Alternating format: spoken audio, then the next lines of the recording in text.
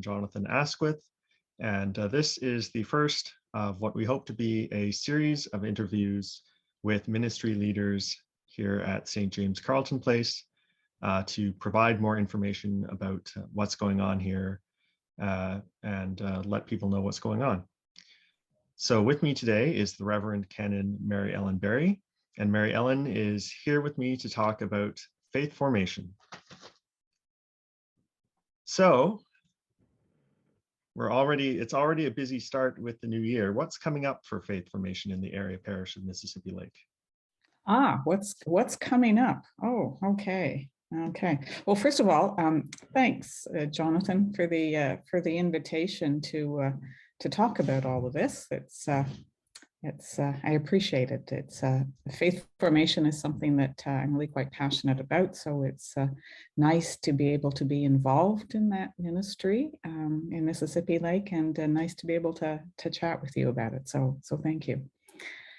So what's coming up? Well, I've made myself some notes here, Jonathan, so that I don't go on too long and so that I don't forget anything. So in my notes for my response to your question, what's coming up, the first thing I put there was retirement, actually, for me. That's what's coming up for me. But in the nearer future, there are some faith formation events on the calendar for us. In early February, an in-depth study of Paul's letter to Philemon, variously known as Philemon, whatever. Mm-hmm. And in early March, March the 5th, we will have a workshop day on the prayer of forgiveness.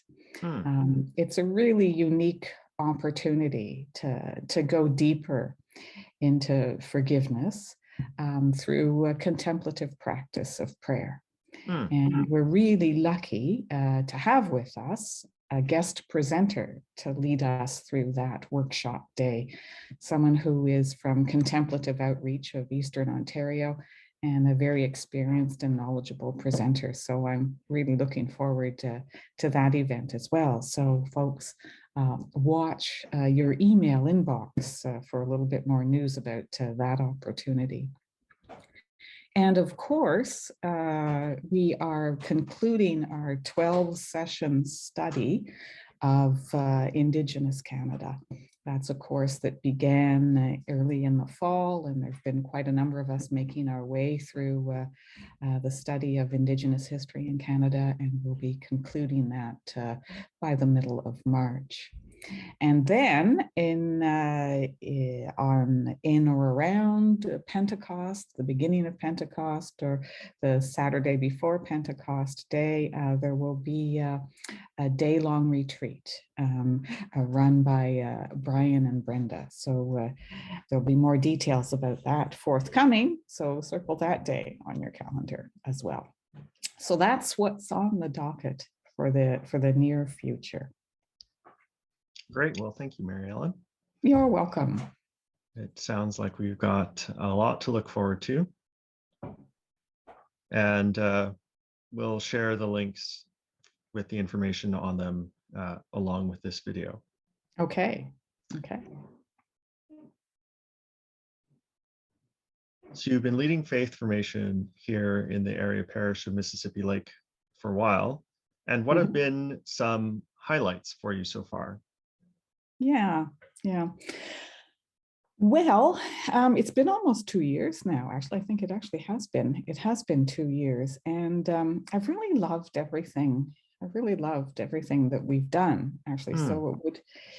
There have been highlights kind of across the board, not confined to any particular program or not confined to any particular event. For me, forever and always, a highlight is when someone has what I would call an aha moment.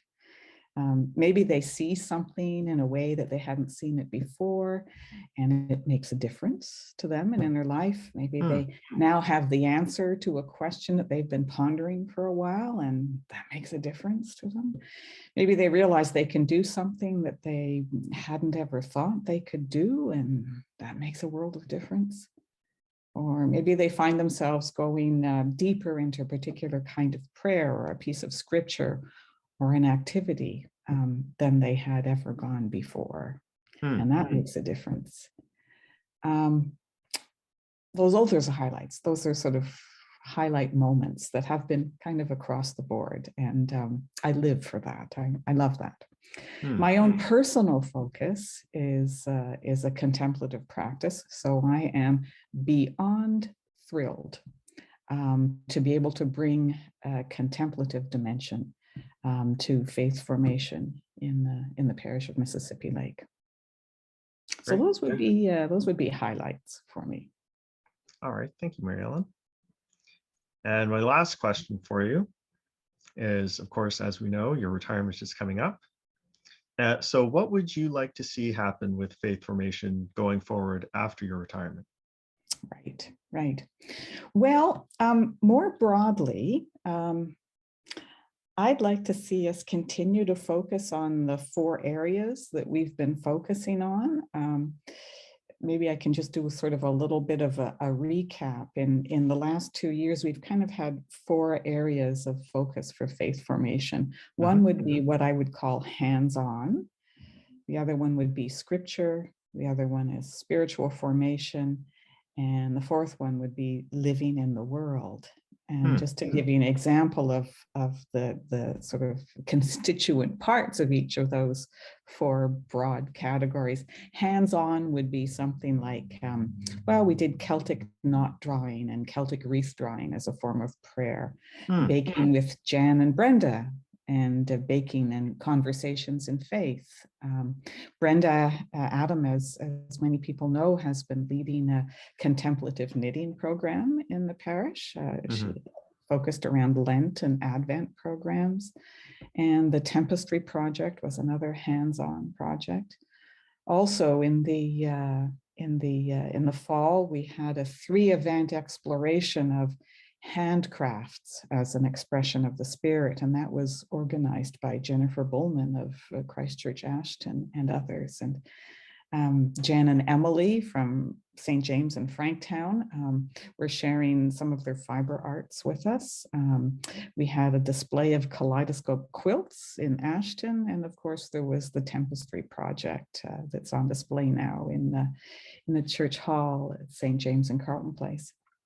And then we had the Advent Luminaria that was making origami to make an Advent wreath or other kind of Advent or an Advent calendar or other kinds of Advent celebrations. So those are the sort of the hands-on things, and that's one category of things. The other category is scripture. Thus far, we've done a study on Jonah and the Gospel of Mark, and as I said earlier, we'll be queuing up with Philemon shortly. Spiritual formation, the 3rd category, we've done a deep dive into the Lord's Prayer, and last Lent, we had a program called In God's Holy Light, and that was a study of the desert fathers and mothers. And the 4th category, living in the world. I've put Indigenous Canada in that category. And of course, we've had retreat days organized by Brian and Brenda, and we had an Advent retreat day called We Can Sing Again, because we could at that time. Things have changed a little bit since then, but back then we could sing again. So I'd really like to, as you can see, the Adult Faith Formation Program in Mississippi Lake is the result of the inspiration and the dedication and the work of several people. And for that, I am abundantly grateful. And I would hope that the program would continue in that vein. We'd continue to add things that are hand-on, that have to do with spiritual formation, living in the world and retreat days. Just to say a little bit more about living in the world, which is where I've categorized Indigenous Canada.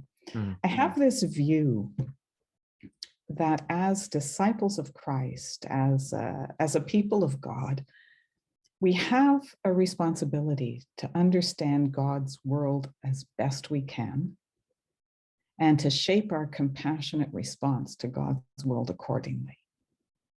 So all of which is to say that I'd really like to see us continue to provide educational opportunities for all of us to engage even more fully with the social and global questions of our time, become more literate, more knowledgeable about these questions.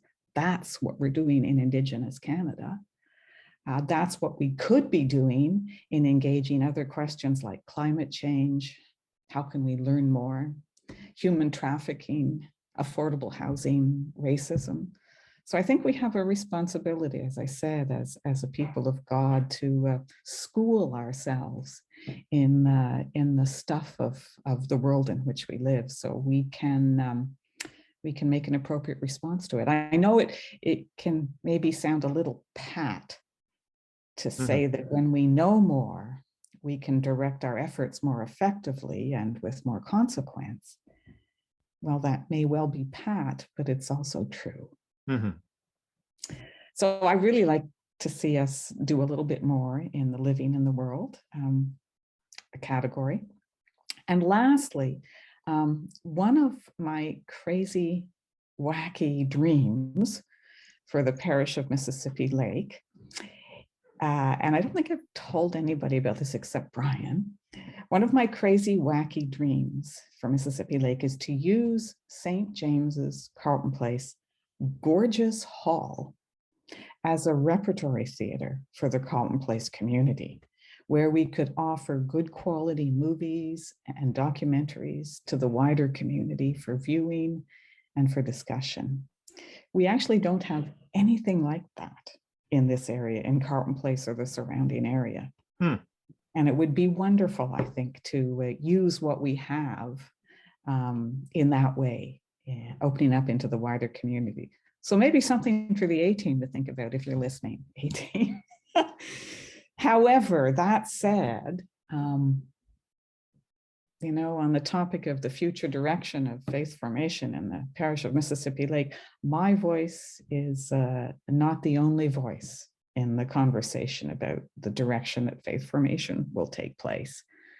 I would like it to be a widely collaborative vision and conversation amongst us all, both lay and ordained. So there's kind of a long answer to your brief question. Not at all. That's great. Thank you, Mary Ellen.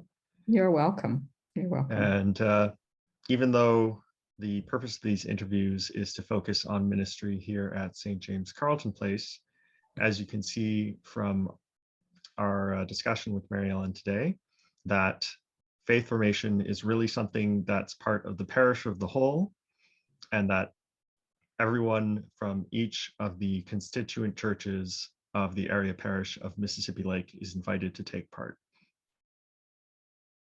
I know, yeah.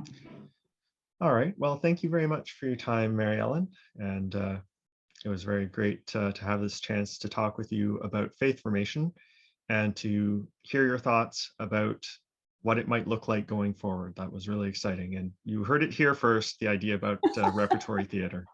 That's right. That's right. Let's get working on that. All right. Thanks very much, Jonathan. Thanks again.